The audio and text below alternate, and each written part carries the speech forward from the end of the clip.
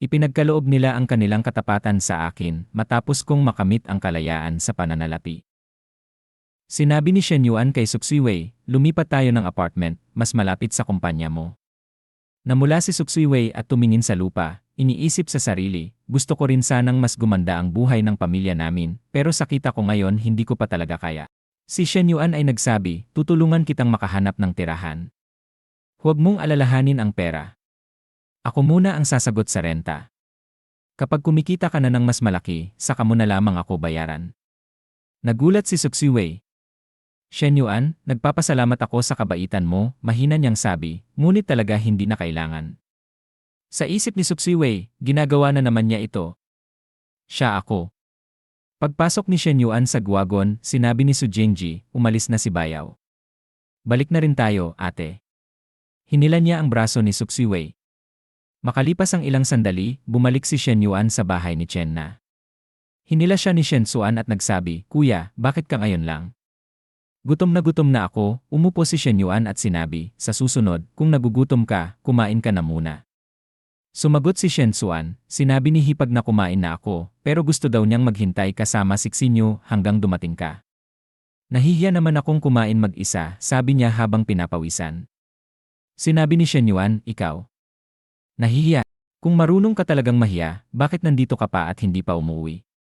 Sabi ni Chen na, gusto niya kasi dito, singit ng Hipag, at hindi naman siya iba sa atin, kaya hayaang manatili siya. Bumulong si Shen Suan kay Shen Yuan, na pala, kuya. Kailan mo dadalhin si Hipag para makilala sina mama at papa? At dadalhin mo rin ba si Coach Liu? Umubo si Shen Yuan ng 2 beses. Tungkol dyan sa loob ng ilang araw, tulungan mo akong isama sina mama at papa sa isang biyahe. Gamitin mo ang pagkakataong iyon para ipakilala sa kanila ang makabagong pag-isip para unti-unti nilang matanggap. Kumindat si Shen Suan habang kumakain ng kanin. Walang problema, kuya, pero dagdag bayad yan, sinabi ni Shen Yuan, dagdag bayad. Gusto mo pa ba ng kotse o hindi? Ayusin mo to ng maayos at bibilhan kita. Sumagot si Shen Suan, kuya, nakakahiya ka talaga. Natapos ang hapunan na puno ng tawanan at biruan. 2:30 ng madaling araw, bumangon si Shen Yuan at nagtungo sa banyo. Pagbukas niya ng pinto, nakita niyang naliligo si Xinyu. Nabigla siya. Xinyu! Si Xinyu ay bahagyang nag-pose at tumingin sa kanya ng may gulat.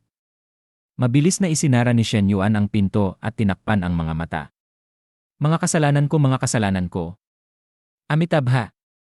Agad siyang nagpadala ng mensahe kay Xinyu, pasensya na, Xinyu, hindi ko sinasadya. Masyado kasing makapal ang singaw. Wala akong nakita. Mabilis na sumagot si Xinyu, kuya, kasalanan ko iyon. Nakalimutan kong i-lock ang pinto. Naisip ni Shen Yuan, dala pa talaga ng batang ito ang telepono niya habang naliligo pero hindi ko maikakaila, siya at si Nana ay pareho. Si Nana ay elegante, si Xinyu naman ay inosente at higit sa lahat, pareho silang maalalahanin.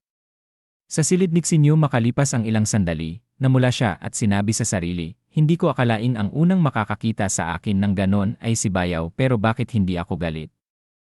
Bakit parang nakakakilig ng palihim? Bayaw Li. Mahina niyang sambit habang hinaplos ang kanyang mga hita.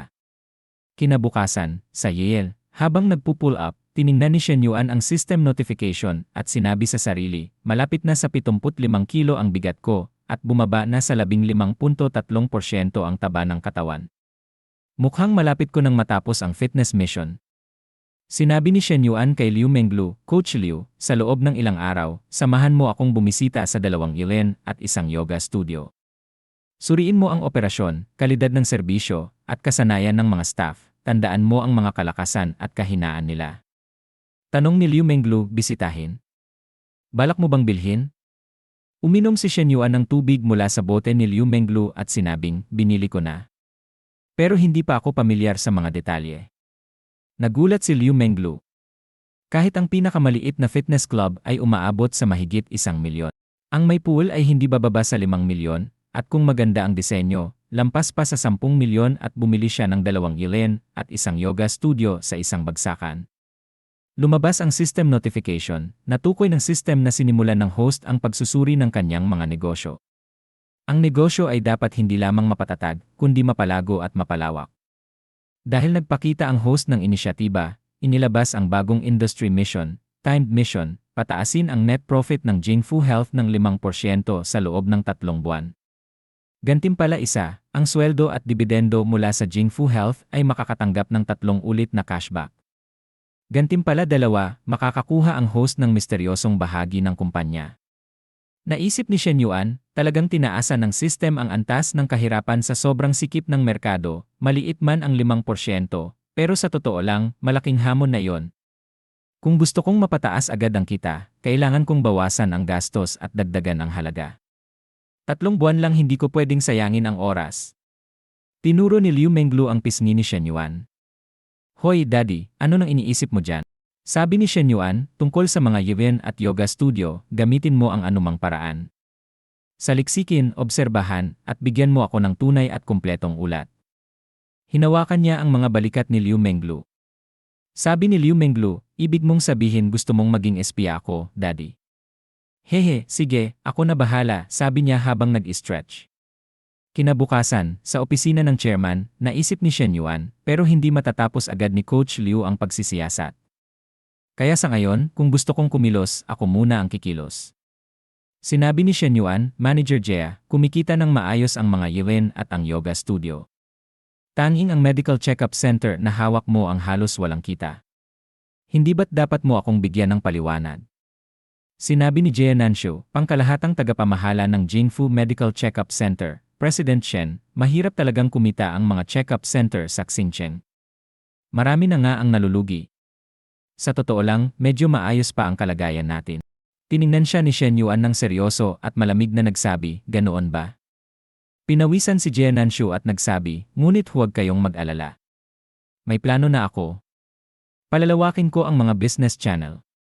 Kamakailan ay kumuha ako ng ilang mahuhusay na sales agent na may malawak na koneksyon. Bigyan lamang ninyo ako ng kaunting panahon at makakakuha tayo ng maraming kliyente.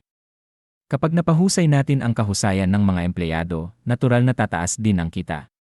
Sinabi ni Shen Yuan, kung alam mo na palang kailangang palawakin, bakit ngayon ka lang nagsimulang mag-recruit? Tumingin sa sahig si Jia Nanshu, patuloy sa pagpapawis, at nagsabi, Boss, tama po ang puna ninyo. Kasalanan ko yon. Kamakailan ay nag-upgrade kami ng mga kagamitan, at doon ko na ituon ang pansin ko. Mali ang naging prioridad ko. Magmumuni-muni ako ng mabuti. Meditation is not needed, malamig na sagot ni Shen Yuan. Manager Jia, narinig kong nag-exam ang anak mo. Anong high school ang target mo? Sumagot si Jia Nanshu, President Shen, katamtaman lang po ang grado ng anak ko. Tingnan na lang namin kung saan siya papasa. Ganoon ba? Sige, maaari ka nang umalis, sabi ni Shen Yuan ng kalmado. Opo, President Shen.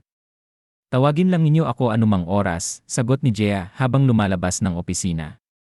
Habang naglalakad, naisip niya, ano nang ibig sabihin niya nang bigla niyang tinanong ang tungkol sa pamilya ko. Parang may kakaiba doon. Samantala, sa isip ni Shen Yuan, hindi kailangang palitan si Jia Nanshu. Masyado siyang madulas, hindi tapat, at napakaraming empleyadong kapareho ng apelyido niya. Ibig sabihin, may nepotismo sa loob, at tiyak may mga lihim na kita rin.